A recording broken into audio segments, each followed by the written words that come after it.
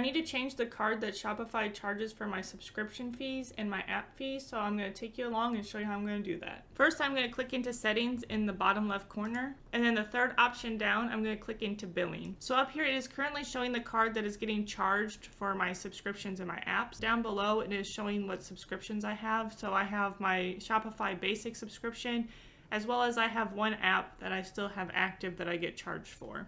Here they say that if you want to create a Shopify balance account, you can have your bills come right out of your Shopify balance and they'll give you 2% in cash back rewards. Now that's not something I ever did. Usually having stuff drawn from your account is discouraged because a lot of people would want to use their credit card rewards, but since this does give rewards, this might be a good option. It's just something I never really looked too much into.